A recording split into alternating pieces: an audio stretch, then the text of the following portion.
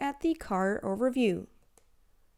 We can unlock the car, lock the car, or open the trunk by pushing the third button twice. However, we cannot use the key to close the trunk. So let's get started by unlocking the car first. If we open the door, the IC is activated and the Alfa logo pops up. We're going to push the Start and Stop button located on the steering wheel. Pushing it once will turn on the ignition. The AC is activated as well as the head unit. Different notifications are displayed in the IC. We're going to step on the brake and push the button once more to start the engine. Alright, so let's get it poppin' and start off with the instrument cluster. The only digital part of the IC is the middle. I can push a button on the side of the lever on the right side to navigate through the different features. We have a general page containing media sources in the upper part, followed by a trip A or trip B, as well as a performance page which adapts to the selected drive mode, and finally one page displaying the different assistance systems.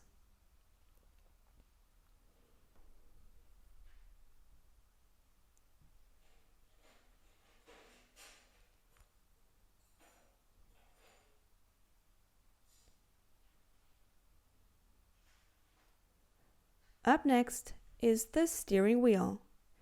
We're going to check out the left side first. As already mentioned, the Start and Stop button can be found on the steering wheel, which is super easy to reach. The lever behind the wheel can be used to activate or deactivate the lane assist, while the rest of the left side focuses on the different assistance systems. The button in the upper right corner is used to activate and deactivate cruise control. We can change the distance to the car ahead. The button in the left-hand corner takes care of the steering assist. The button on the right activates the downhill assist. The wheel in the middle can be used to set the systems, increase or decrease the speed, or resume the systems. The right side of the steering wheel is responsible for all the functions revolving around phone and media. We can accept phone calls, fast forward or rewind, change the volume, or use voice control. This means we're done with the IC and can now move on to our second display, the head unit. The head unit measures 8.8 inches and has been aligned horizontally. It is limited by the left and the right side of the display. This means that the part in between functions as the actual screen. We can check out the home screen by swiping left and right using the horizontal navigation. The content shown are the vehicle features available. This is not a rotating list, and the different widgets represent a preview of each feature. If we press and hold the different features, we can change their position or change their order.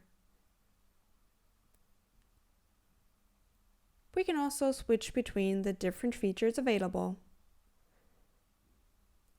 If a full screen symbol is available, we can enlarge the respective feature in the head unit or access the menu by touching the widget once. In this case, it would be navigation. The second widget contains entertainment features, for example, different media sources or radio, followed by telephone and driver assistance systems, climate settings, and depending on the active drive mode, 3 or 4 different performance pages. Vehicle performance, connected services, and last but not least, settings.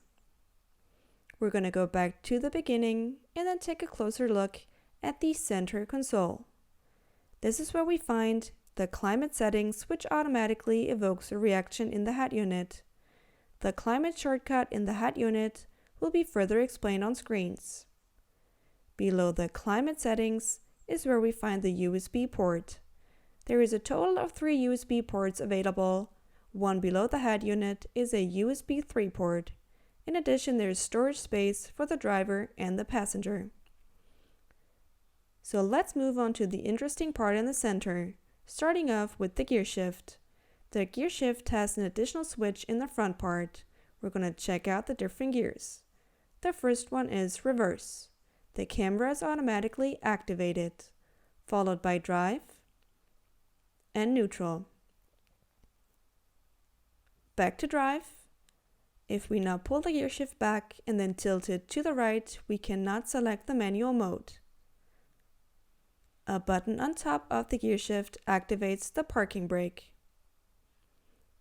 On the left, we can find an additional parking brake and other interesting buttons such as turning wheel, which can be used to change the media settings. If we turn the wheel, we can change the volume or mute the sound by pushing it. In addition, we can tilt the wheel to the left and to the right. The wheel on the left is used to switch between 3 different drive modes. D, the IC color changes. The same goes for N, and of course A. Even though the Alfa uses a touchscreen, it sticks to the rotary pad in the center console and 2 hard keys. One button to go back to the home screen and one to change the settings. The rotary pad in between can be used to switch between the different features in the head unit, or if one feature is already active, we can use it to go through lists or different feature areas. Push the pad to the right to select a feature. Push it to the left to go back step by step.